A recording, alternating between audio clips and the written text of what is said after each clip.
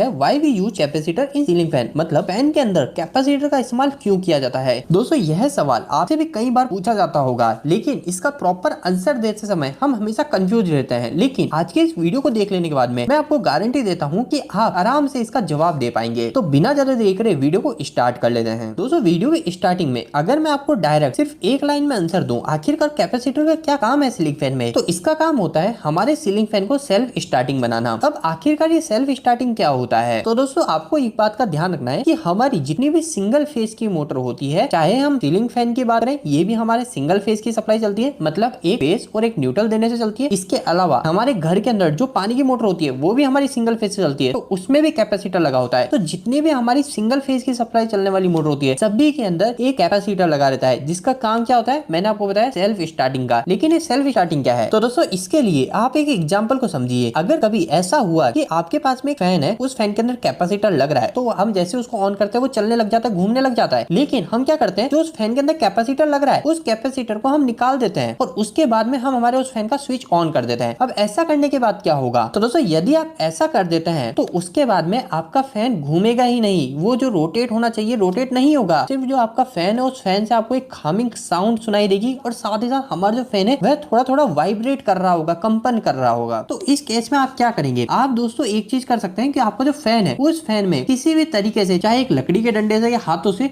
उस फैन को आपको सिर्फ